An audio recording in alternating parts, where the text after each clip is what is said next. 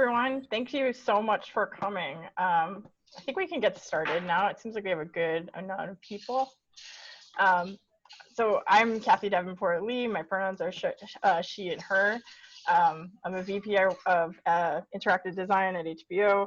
And I just saw this awesome lecture by Eric a few weeks ago at the Typographic Festival, and I thought it was awesome. And I really wanted to share it with other people, which is why we're all here today. So without any further ado, I just want to introduce Eric. Cool. Thank you so much, Kathy, and to the rest of the HBO design team. And just a big thank you to everyone that, set aside time to check this out. This is my second time giving this talk. Some things might be more polished than the first time. Some things might be less, because it's also been a considerable amount of time since then, but we'll just take it as it is. I think thankfully there's some more time in this format than I was allowed at where I first gave this talk. So, hopefully there's enough time to have a decent Q&A session afterwards. So a little bit about me. My name is Eric Hu, pronouns he, him. I am an art director, designer, illustrator based in New York City. My work combines a lot of maximalist image making, but also just really just thoughtful and considered typography.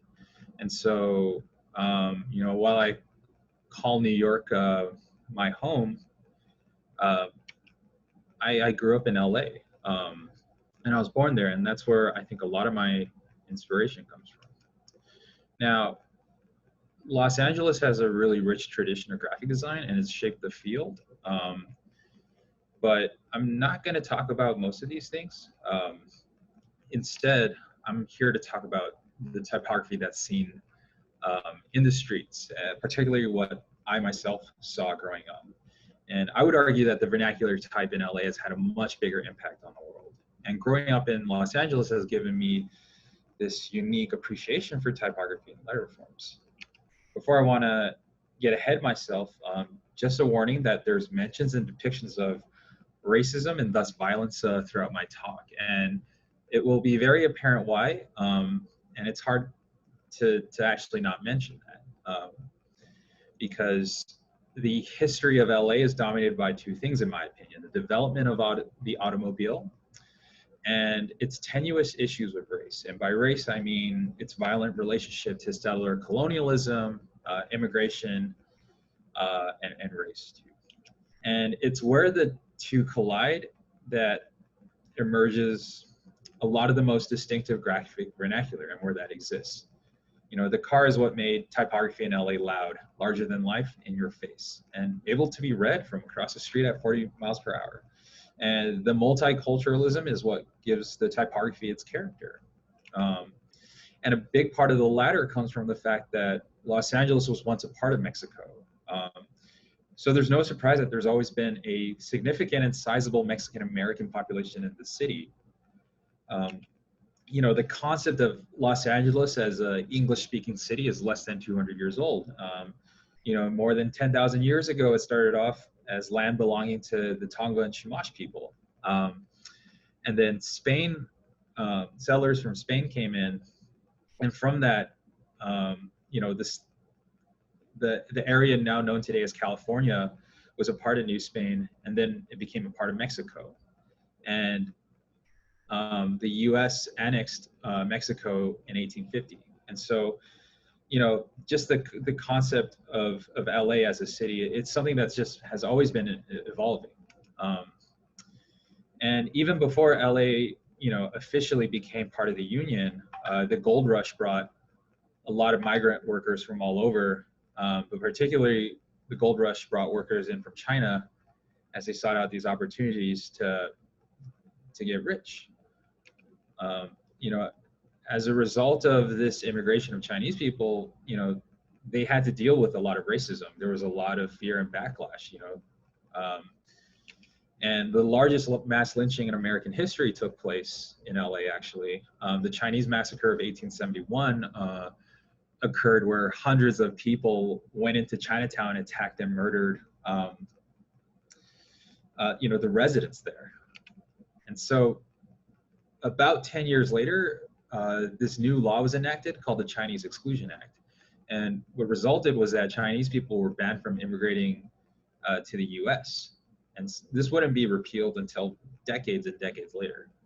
And so, again, as I previously have said, there's always has been a Mexican-American population in LA since the start of the city. But now, without Chinese immigration, there was now like this huge kind of labor shortage where it led to just migrations of workers from Mexico to California to fill in that labor gap. And if anything, California started begging Mexico to send in workers. Now, those workers are also got treated poorly too. The working conditions were just as bad, if not worse, than what the Chinese have faced. And so they didn't have it easy as well. And so, aside from being low paid and poorly mistreated, they were also discriminated against. And so the next couple of decades were several attempts by the migrant workers in California to unionize, successfully and unsuccessfully. And these efforts to unionize created like a further rift between the non-Mexican and Mexican population. And so this really exploded in 1940 with zoot suit rights, where for 3 weeks, hundreds of sailors from a Navy school located in the Chavez Ravine, which is where, today is the area where Dodger Stadium is. 300 sailors took taxi cabs going into Mexican-American neighborhoods, and they just started beating on Mexican people. And so as a result, a lot of the Mexican-American neighborhoods wanted to band up and defend themselves. And so the neighborhoods that were predominantly Mexican started forming these protection groups to protect their neighborhoods from these white thugs. And they were named after their streets, like 38th Street, Florencia, and etc. Now, eventually, these protection groups became modern street gangs. But really, it started off as strictly, a self-preservation and self-protection endeavor by these groups. And so there's not a lot of photographic evidence from that time period, but around the time to delineate and mark the territories of these neighborhoods, or barrios as they're known, a lot of these groups started painting signs announcing their name, and they were painted with a brush. And so this is the first instance of modern street graffiti in the United States. This came decades before the modern day graffiti that originated in New York City and Philadelphia. And there was a whole different kind of aesthetic theory.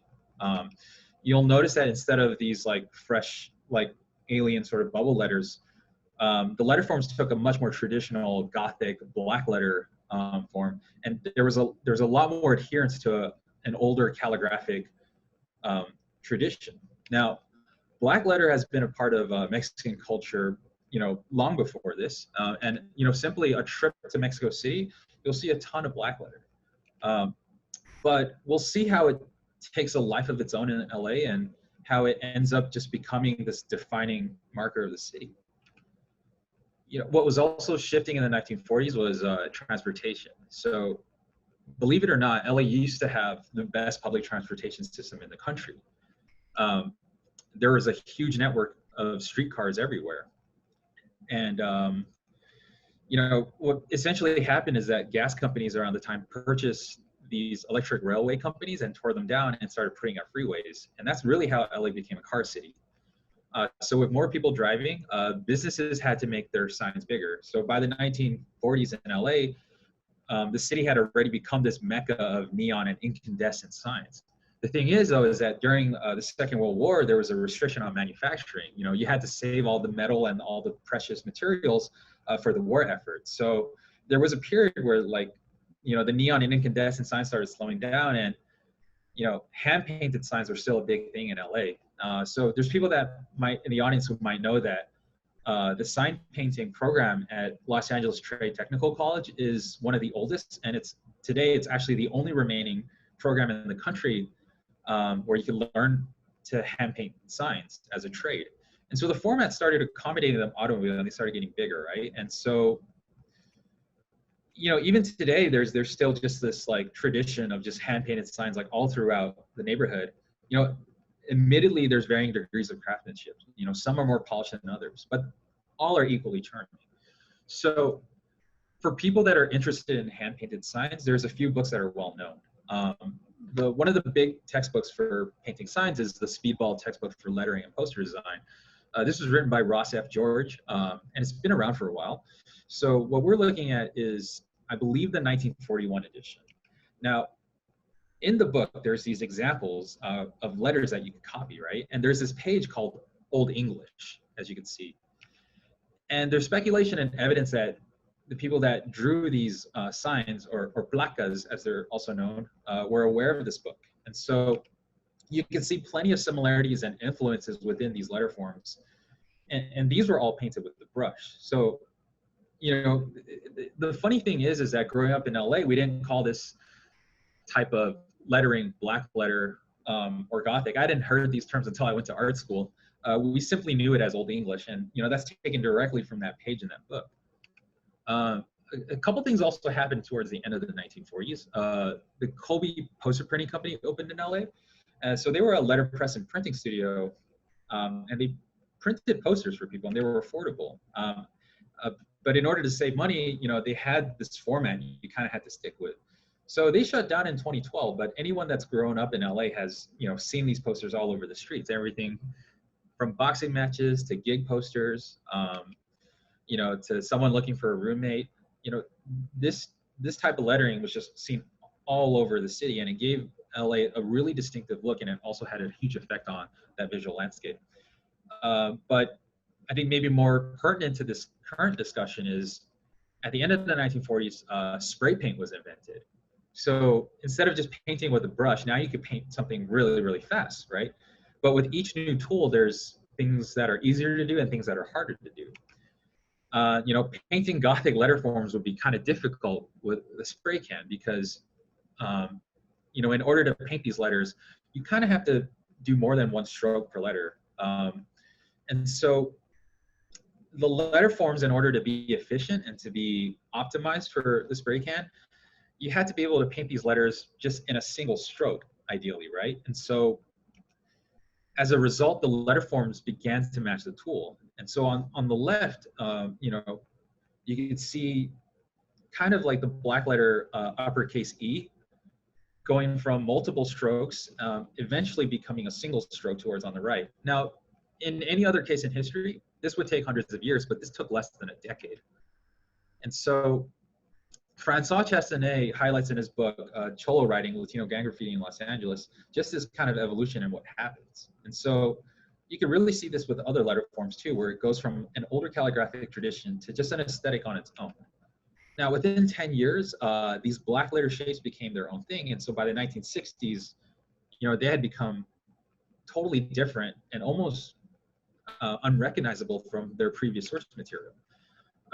And multiple different styles sort of evolved, right? And some were round and some were harder and some were angular.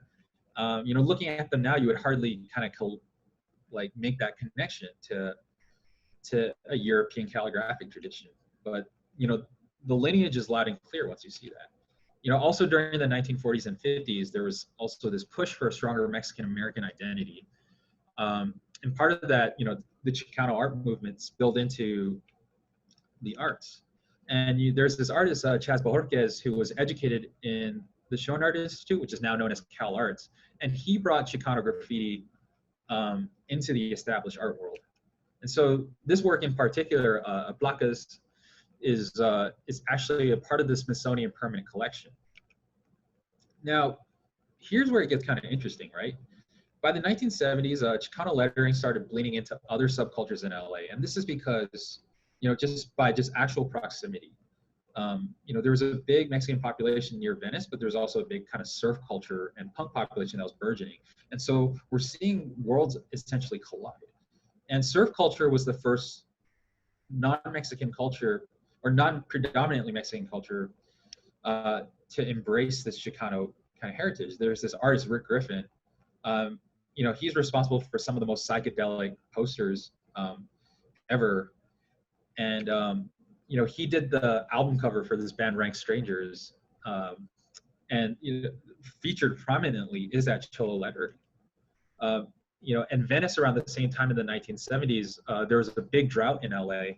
And as a result, the city had ordered everyone to, if they had a swimming pool in their backyard, to drain it of water, so to conserve just water for the rest of the city.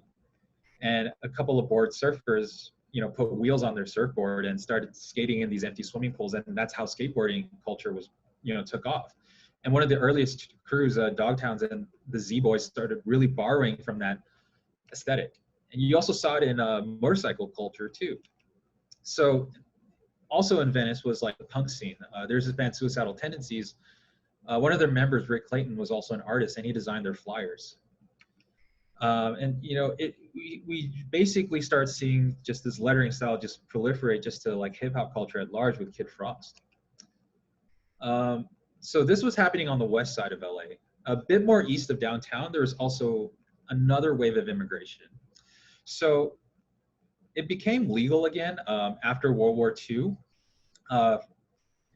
Because China had been allies with the United States for Chinese people to immigrate once again to the United States. But it didn't really take off till the 60s because, long story short, there's a lot of civil unrest happening in that part of the world.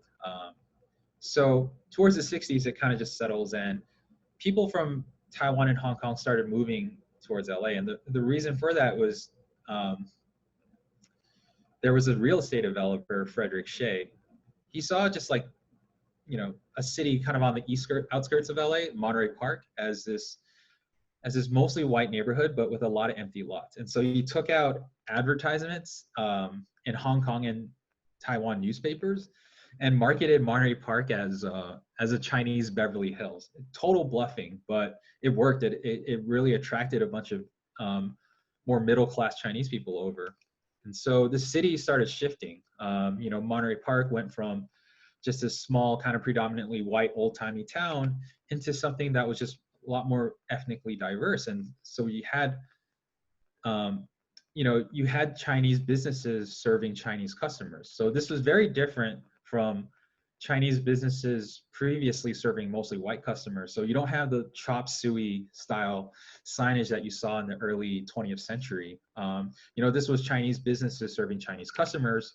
So, a lot of the signage was using Chinese characters. So this really started creating kind of just like a much more rich kind of visual tapestry in that part of town.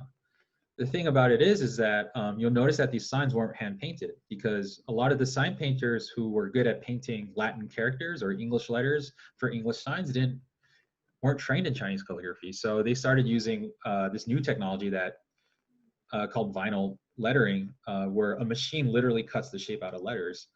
It was monumentally cheaper than hiring a hand-painted sign painter. And so, vinyl letterings kind of became the death of sign painting. And so there was a lot of resentment there, but, a lot of like minority businesses utilized it just simply because there just weren't that many sign painters that could paint in Chinese or Arabic for that matter. So a lot of sign painters went out of business because of the price.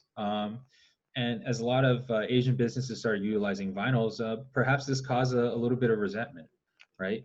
Either way, it made the white residents of Monterey Park feel a type of way. There were a lot of newspaper articles and discussions about how the city was no longer recognizable to them. So in 1983, they tried to require this law that required businesses to have their signs in English only. And there's a lot of reasons that they try to cipher it, right? Safety. Like what if, a firefighter needs to know what building's on fire? Because I guess seeing it on fire isn't enough to know what business they need to save. But ultimately, it kind of this isn't the first time it's happened on the continent. Quebec in Canada went through a similar language law where businesses had to be in French only. I think ultimately in the end, at least in Monterey Park, it was ultimately a racist policy and it shut down. And it's one of the, it just shows how like political, like fonts in general can be. I have a particular closeness to this event because, there's definitely a chance that the law could have passed, right? the thing is that, you know, I was a product of Monterey Park. I was born near Monterey Park, and I grew up during that transition of Monterey Park being a white city to a majority Chinese city. And, you know, some of my earliest memories were riding backseat in my mother's Toyota Corolla and looking out the window of LA, you know, as I accompanied her on her commute. And I would just be bombarded with all these interesting, you know, examples of lettering. In a single commute to downtown, I would see some of the last remaining mid-century signs right next door to these Chinese businesses. I mean, you know, these two photos, believe it or not, were just taken a block away from each other, and they represent just like two different worlds. As we drove towards the west side, you know, passing Boyle Heights on the way to downtown, I would start seeing these hand-painted black letter signs. And, you know, towards Boyle Heights, you know, I remember just seeing just like the beautiful murals of El Mercadito, which is left over from the Chicano art movement. And, you know, bilingual signs were everywhere. But what excited me most as a 5-year-old was when we got on the freeway, because that's where all the graffiti was. Now, you know, by the time the late 80s, early 90s came around, now that New York style graffiti finally made its way over to the West Coast, right? But it's still a bit different because we don't really have subway cars in LA, which is where most of the pieces were painted on in New York. But we did have a lot of freeways and billboards. And so that really became just that ultimate new canvas. And my favorite piece that I saw as a kid was driving by the LA River, where I saw this piece by Saber. And at one point, this was the largest piece of graffiti in the world.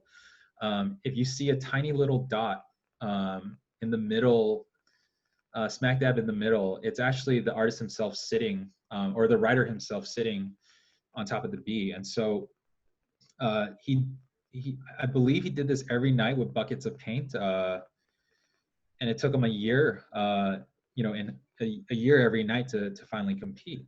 And, you know, even the tagging and the hand style lettering of this graffiti still has its roots in Chicano lettering. You know, you don't really find this kind of tagging like anywhere else in the world. I mean, maybe you do now because it's so kind of iconic, but you certainly didn't back then.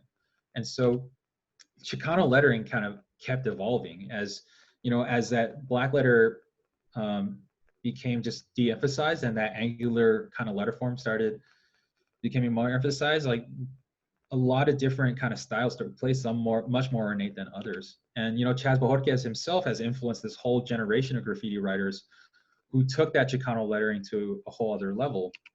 You know, writers and artists influenced by Bojorquez have evolved the lettering style even further. And, you know, you even have, you know, it's even like planted its roots in Asia, where, you know, this Japanese artist, Usaguro, combines, you know, Japanese and Chinese style calligraphy with this Chicano lettering, you know, in English and in kanji. And it's an interesting phenomena that's while we're seeing these styles proliferate in places like Asia, you know, where you have, you know, graffiti writers in Taiwan writing Chinese characters that are, you know, completely taking cues from that Latin letter form. And of course, you know, black letter has since then become much more entrenched in LA culture, just through hip hop. And so what's funny now is that black letter has become just this representation of Los Angeles. It's weird, right? Like I can't really think of a typography style to really encapsulate New York, but I could do so for Los Angeles very easy, and it's this. It doesn't get as mainstream as an NBA team. This is a city edition jersey for the LA Clippers that was revealed last year. And so, and you know, even in music, and like Kendrick Lamar's album, now there's even Netflix documentaries that talk about this. But it also just inspired a whole new generation of streetwear and fashion, and it really, that's where it really exploded, right? So like Cali DeWitt, his merchandise for Kanye West's Life of Pablo tour, you know, he's quoted many times saying he took this inspiration from Chicano gang graffiti. And, you know, that's really just kind of just created just this larger than life kind of visual trend in fashion. And of course that once it's part of fashion, you know, graphic designers are going to copy that. And it's just this cyclical thing, right? You know, this is now just a huge part of the design zeitgeist. Like this Pinterest board, for example. I mean, every art school in the country has a critique wall that looks like this, and it feels like it's really going full circle. You know, I myself, I have a pretty complicated relationship with LA. for many years I wanted to leave. You know, I found myself in places like London and Connecticut for grad school. I fell in love with design and I wanted to study, you know, European design. But as I got more and more into it, as I went further along in my career, I realized that, you know, a lot of my influences, looking back at my work, I can't really deny, even when I've tried to actively fight against it, this city's influence on my work. And sometimes it's subtle, sometimes it's much more apparent, again, even if it isn't unintentional. And I wonder what my work would look like if my surroundings had been different for it, you know? But more and more as I mature, it becomes its own thing. And I think about, you know, just things that were just coincidences really, or just happenstance, really kind of changed the outcome of my life. Like, what if that law in Monterey Park was actually ratified and I didn't grow up seeing all these bilingual signs? You know, would I have been interested in fonts as much if you know, what if LA clamped down a lot harder on graffiti than it actually did? I don't know. And so, I mean, I think maybe a good place to end on this is to paraphrase this wonderful quote by the food writer, the late food writer, Jonathan Gold, rest in peace.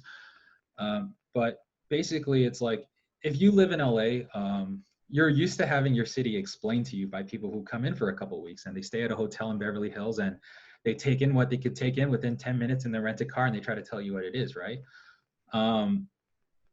But, you know, that's not the LA I know. What people don't appreciate about LA is just its sheer size and, you know, the magnitude of it. And, you know, there's just so many things just scattered about in so many different pockets and groups. And it's the fault lines in between them that are where the most beautiful moments happen. So that's it for now. I've, you know, there's a little bit of further reading, you know, some notes and links of below where I compiled some of my research, but hopefully now we could just move to questions if there's time. You know, thanks everyone. Oh my God, that was so cool. It was really, really fascinating. I definitely want to like invite you all. Ooh, okay, so are there books and design programs you would recommend to somebody just beginning their interest in typography? Oh so man, first question. Just interested in typography in general. Okay.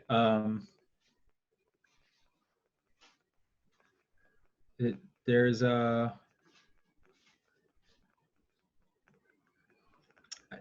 think in order to really get a grasp of typography, you kind of have to come at it with an interest in other things first. And so for that reason, I actually really recommend Scott McCloud's Understanding Comic Books. And it's simply a book on how to read comic books.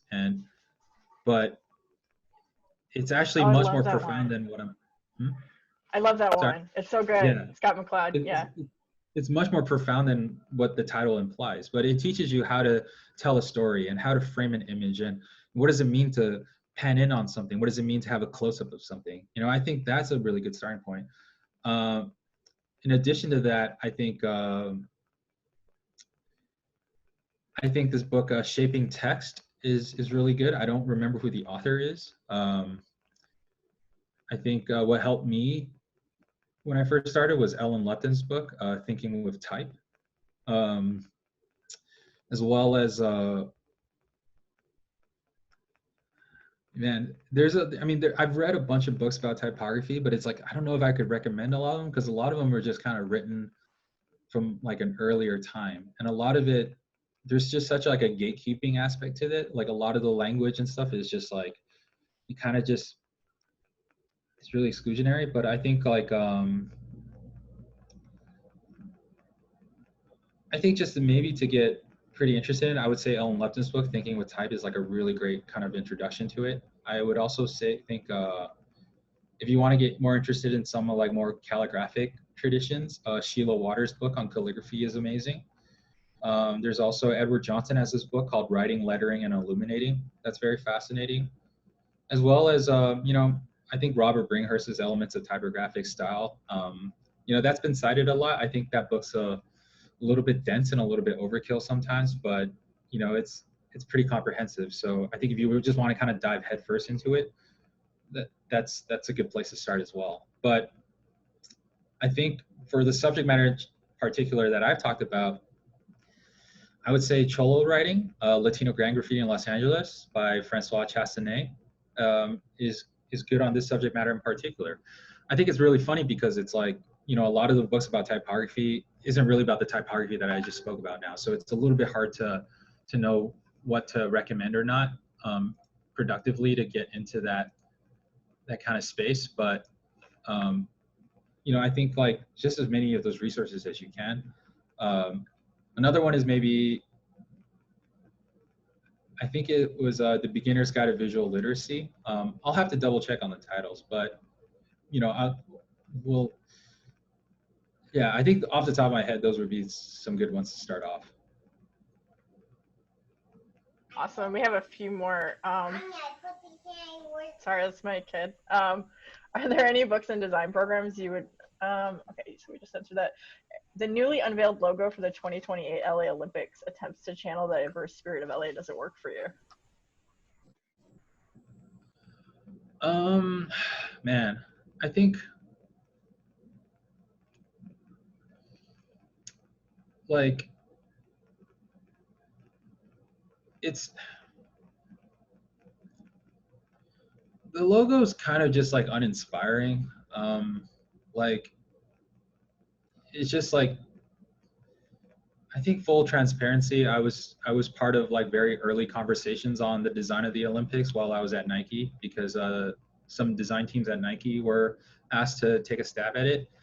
Yeah, I think just like, but I think logo type aside, the Olympics just really destroy cities and wreck entire populations and economies of whatever city it's in.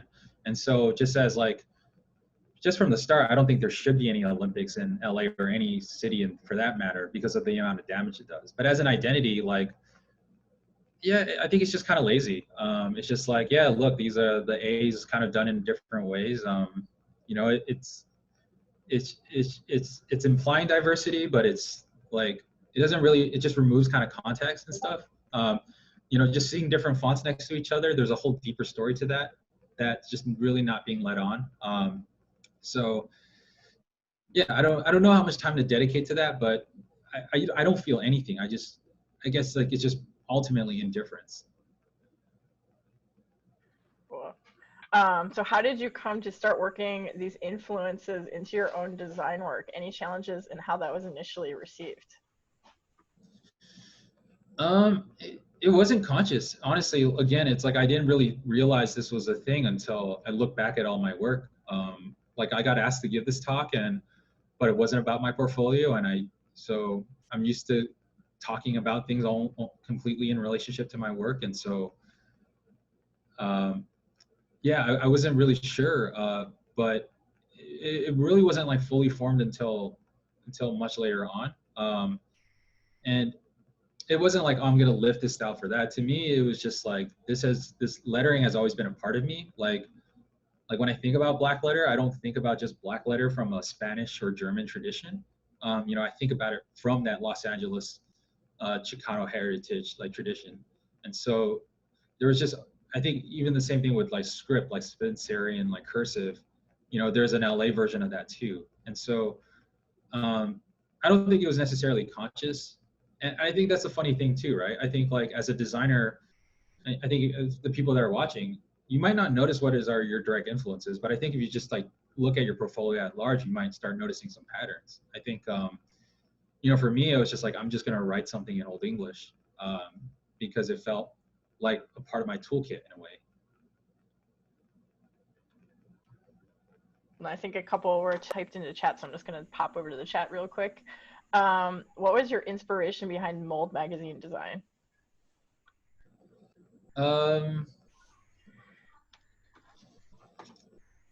It was I don't know if there's like one inspiration with Mold in particular. Mold is this magazine that I art direct and creative direct, for those who don't know. It's a magazine about the future of food, but it's not just another food magazine. It's about like the science of food. Like, you know, do we have to eat crickets in the future during like massive food shortages? It's like that kind of writing about food. So I think the temptation to make something look futuristic and be about the future was like too easy. And so the main typeface was taken from this 19th century Victorian type specimen book.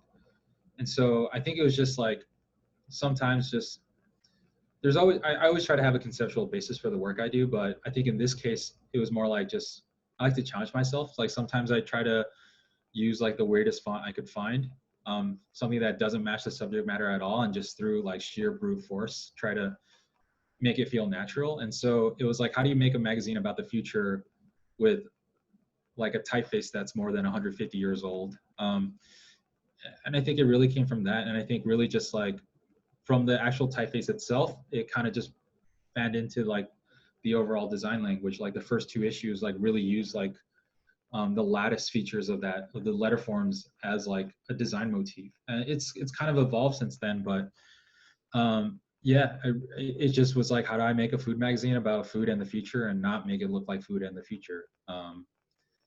Because, you know, the photography and the content was going to say food and future for me. I didn't want to say the same thing 4 times, essentially.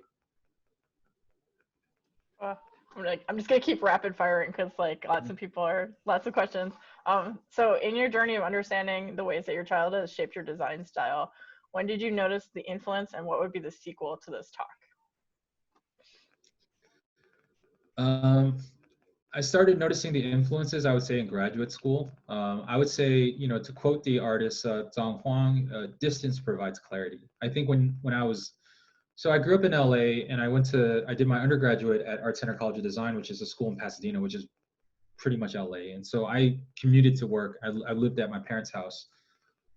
So it wasn't until I was 22, you know, besides a brief study abroad trip to London, I was just an Angelino. And so the thing about like not leaving your environment is like, you don't know what's unique to your city and what's, you know, not unique to your city. Like, I didn't realize that not every city had this kind of influence or this style. I just thought I was just, you know, making generic work. But also I was being, you know, Art Center was like a school that was steeped in a Swiss design tradition. So a lot of my influences were like early European designers. And so, you know, that's what led me to want to study at Yale, because you know, Yale at the time had a lot of professors from the Netherlands, and I had this particular affinity towards Dutch design at the time. And then I think I realized in grad school that, you know, it's hard to do European design when you're not European, and it's also maybe like not the most sincere thing. And I found myself maybe kind of an outsider. I feel like I didn't really completely fit in as much as some classmates did. And then as a response to that, I looked stubbornly inward, and became more like, well, you know, instead of trying to pretend to be like someone I'm not, I'm just going to double down on me. And what was me, I wasn't sure, but I think, you know, this was in 2012. And so the last 8 years has just been me trying to articulate that in different ways. And what would be the sequel to this talk? I don't know. I think, I don't know. This was just a very self-contained, like complicated love letter to this city. You know, I still don't live in LA. I'm reluctant on moving back, though I'm sure at some point I will. And I think maybe when I move back and I have like just a recollection on what I've learned in the nearly a decade that I've been gone, that's probably going to be the sequel, I would say. Cool. So do you think that ghetto modernism is connected to the type landscape of LA? How would you describe ghetto modernism? And this is in reference to a section of your blog and a quote from Joshua Trees, from one of River Duke Hudson's and Stefan Serrato's students. This was quoted from a post from my blog in 2014. So this was 6 years ago. So I guess people are pretty good at doing some digging. But you know, I guess there's worse things to have things like, I guess there's worse things to dig up about somebody. So I'm a little embarrassed by, I think, the term ghetto modernism. I think it's very unfortunate. I think the word ghetto just has like really unfortunate racial undertones that I definitely wasn't nearly as sensitive to back then. That being said, Ghetto Modernism was an essay that a professor of mine from Art Center and Central St. Martin's, where I studied abroad, he taught at both actually, Joshua Trees wrote. And it was about just maintaining that tradition of modernism with what you have. I think there is like there is the idea of high design, but I think what was going on at Art Center, being in LA, was how do you conjure that spirit of high design with just what you have? Because when you look around in LA, you just see smog, cracked concrete, like rich, poor. You just see a cacophony of different things. And it's not like in post-war Europe where they had kind of like the architects of Europe after World War II just had free reign to just imagine this new world. And it's nowhere near as like ethnically homogenous as parts of Europe were. And so this was for them, it was like Ghetto Modernism was like trying to make like a Rem Koolhaas structure with cardboard in school. And it was seen as a compliment. It was complimenting on a specific ingenuity that is like heterotopic, like off the cuff, and just really just, it was meant to try to just blur that distinction of high and low design. Would I use that word now? No, I think there's a lot more better, more accurate words to describe that. I think it was just really just a fancy way of saying like DIY culture. It's been around in punk. Is it part of LA? I think sure. I think it's also part of other cities. I think any major city where it's expensive to live, you're going to find a generation of artists and designers who make do with their environment, who won't have access to the great things. It's not like in Europe where art school is free. Like you got to make shit work. And so, I don't think that's necessarily unique to LA, but I do think LA has a unique take on that for sure. This one, like, I think this is a really timely question too. Just what responsibility do you think designers have in terms of appropriation of typography? So I think this is a good question. Cultural appropriation is a very complicated subject, and it's a subject that a lot of people are afraid of talking about, and it's a subject that people get immediately defensive of, right? And a lot of times it's just simply misunderstood. Like, cultural appropriation describes a phenomenon that when a dominant culture, I guess in our case, a white male, heterosexual, cis patriarchal kind of system, subjugates a non-dominant or minority culture and takes artifacts of that culture and absorbs it into its own without any credit or without any attribution to that culture. So it's like, on one hand, it's like forcing a minority culture to assimilate while also just taking it there. Like, like what British, it could describe everything from like what British people did with Indian food to what Macklemore did to rap. When you subjugate a population, when you have power over somebody, you take what is theirs. And when you take what is theirs by force, you aren't really accountable of like giving credit or using it in a certain way. And there's this whole history of white culture or an American culture, treating minorities like very terribly, Black, brown, indigenous populations, and then just taking their stuff, like everything from the term like, can we have a powwow? It's taken from Native, like American Indian. It's a Native American Indian term, and we just kind of use it without any regard to disrespect, like people engage in blackface. So cultural appropriation describes this social phenomenon that calls it. Now,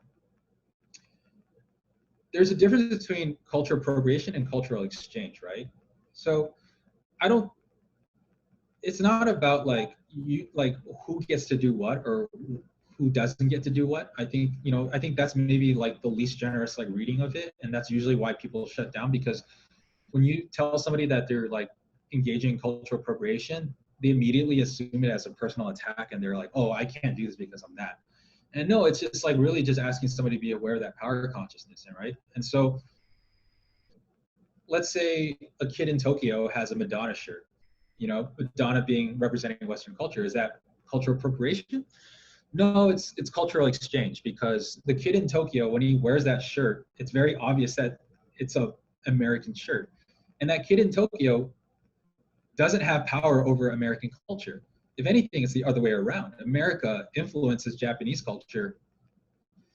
You know, especially since World War II, America's had just a wider grip on exporting its culture to the rest of the world, you know. But if like Lady Gaga, for example, and not saying she has, but if she wears like a sari headdress, or if Katy Perry wears like Native American Indian wear or dresses up as someone from another culture, you know, and this is broadcasted all over the world, that context is gone.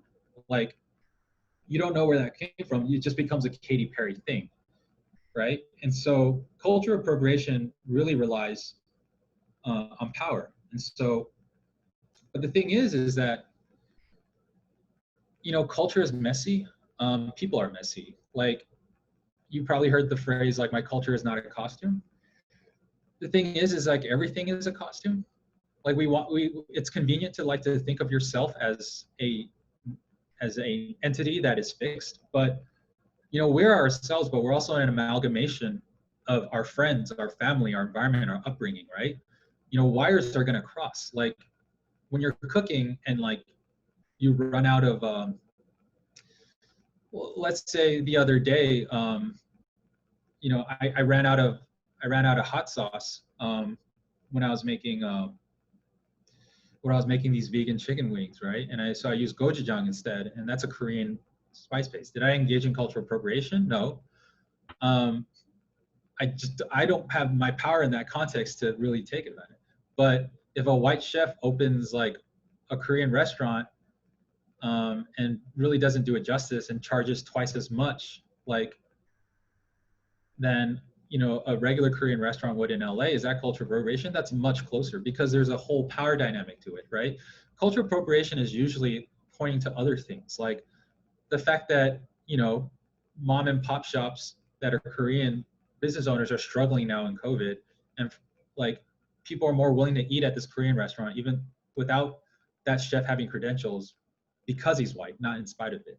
The fact that he's white is also the reason why he's able to charge it, you know, to be twice the price of it, of it in Koreatown. The fact that he's white is he's able to get a food review in the LA Times, right? And so these are specific power conversations. But to say that a white person can't cook Korean food, you know, that's not really the takeaway of a cultural appropriation. It depends specifically on power stuff. Now, is like black letter in LA and like how non-Mexicans use it, is that cultural appropriation? I think at one point it was. I think when Rick Clayton, I think when we saw those like surf albums of those Chicano cultures, that was a little bit closer to cultural appropriation, but it's harder to say because at the time, you know, there were Mexicans in surf culture, and these were subcultures. Like Chicano gang culture was in the underground, but so was surf culture. It wasn't like one dominant mainstream culture taking from another one. It's like, it was more like two competing smaller subcultures next to each other that happened to have this cultural exchange.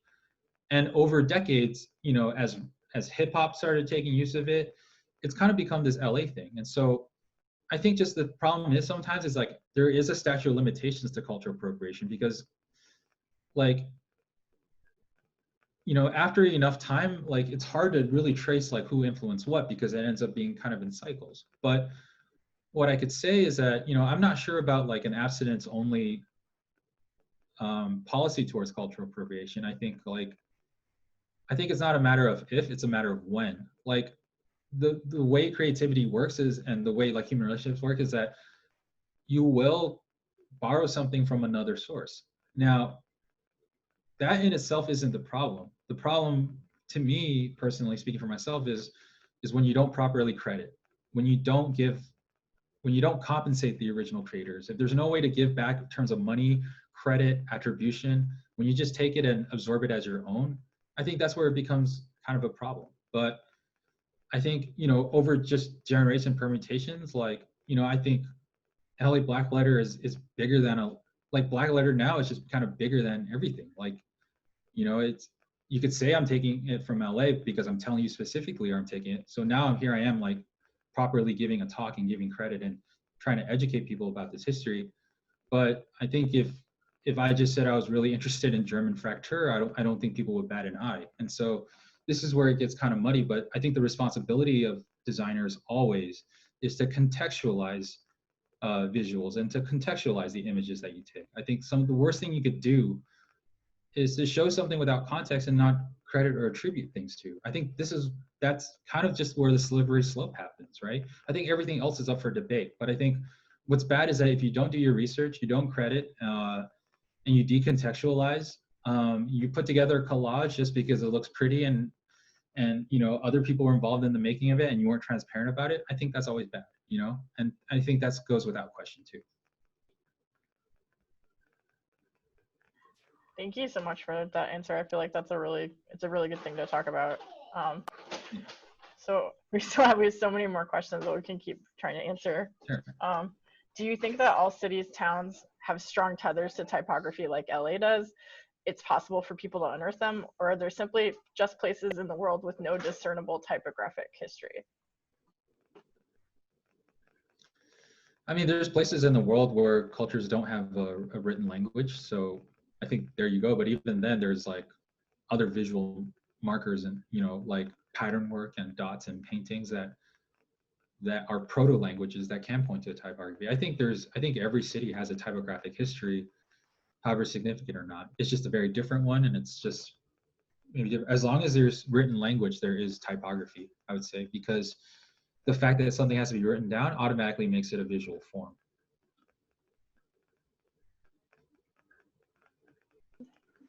What advice would you give somebody starting out in typography or graphic design? Think of it like writing. Not everyone that learns how to read needs to be a writer. You can simply read to enjoy things. And not everyone that writes has to write novels. Writing encompasses a lot of different things. There's the novelist, there's the poet, but there's also just writing like a thank you note, like on a Post-it. And that's the beauty and breadth of writing, is that writing is for everyone. And I think that's how typography should be viewed. Yeah, you do have these hoity-toity designers, myself included. You do have these gatekeepers like I do, that are educated with a formal design education and engage in branding projects. But as long as you have letters, like, you should make use of it. And so it is, sometimes if it is just scrawling something on the wall or writing a note and dressing it differently, that's typography. I don't think you should take in your history from like one canonical source. I think you should look inwards, and I think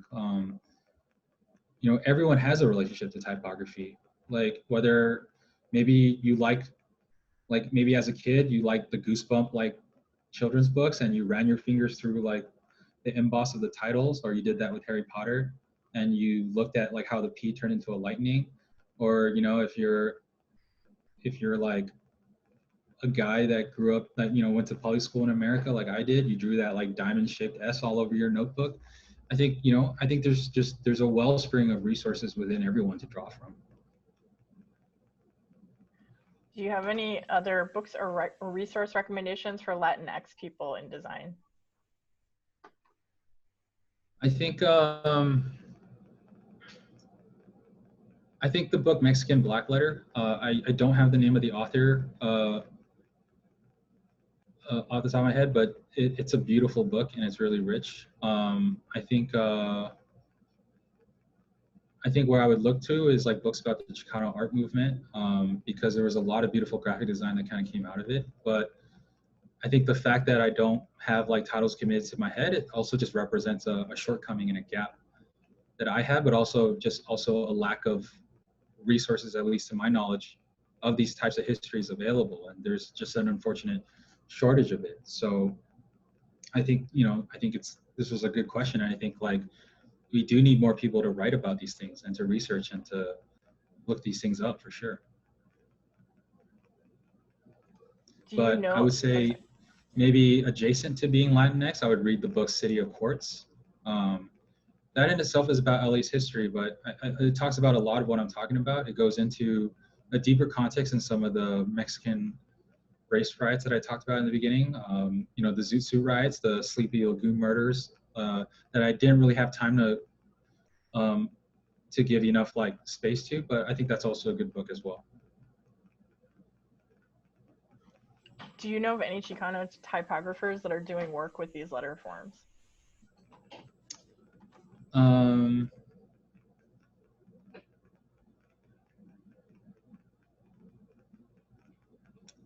I guess it's like, what's a typographer, right? Like one of my biggest influences was Mr. Cartoon.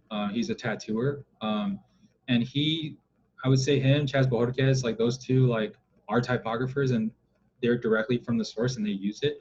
In terms of graphic design, I don't think there's, not to my knowledge, there's not like a single graphic designer that consistently makes work that looks like it. I think there's a lot of graphic design that utilizes it. But I would say Cartoon and Bojorquez are, yeah, two of my biggest typographic inspirations. I don't think my work would look the way it would look like without Cartoon. So I think non-Chicano, but also Latinx, I think like, you know, there's a lot of Latinx designers that are doing really interesting kind of like similar kind of takes. I would say like the font designer, Juan Villanueva, is making just like astounding work in that regard too. Well, I think we have time for like one more question. Sure. Can you talk a little bit about the differences between your commercial and personal work and what you wish to achieve or goals for the future? I don't really have any personal work, really. I think I mostly do client work. I haven't done personal work since grad school, or maybe at least the first 2 years out of grad school. So there really isn't a difference. It's more like I've just been very fortunate and privileged enough to find clients that more or less let me be myself. But I think even within like my commercial work, there's work that I do for money, which is less of myself. And then there's work where I work with musicians that maybe have a little bit more of my personality. I think the approach is the same. It's always about context. Like, who is this for ultimately? Who is going to see this? Who's going to use this? And so I think like I've never shied away of taking a very personal work. Like I've had campaigns I did at Nike that look closer to like my personal style than I had like an album cover for a friend look like my style, for example. And it's really just like kind of conversation based. Yeah. Cool. So I mean, we're right on 7 o'clock, so we might need to wrap up unless you have time for another couple of questions. I'll leave it up to you, Eric. I actually have a conference call. Okay. With a client yeah, no worries. that I have to get to, unfortunately. This day was just very packed, but yeah. Cool. I mean, thank you so much. Yeah, thank you so much for like spending the time. I think obviously you could tell by all of the things that people asked that it was really engaging. A ton of people joined. Yeah, thank you. Thank you. Pleasure's mine. And thank you to everyone that was able to make it. Really appreciate the curiosity and the support. Yeah. I will be following up with a recording if people registered and didn't make it, or if people just like want to replay these sort of like the names and the references and things like that. So cool. Awesome. Okay. Have a wonderful day, everyone. You too. Take care.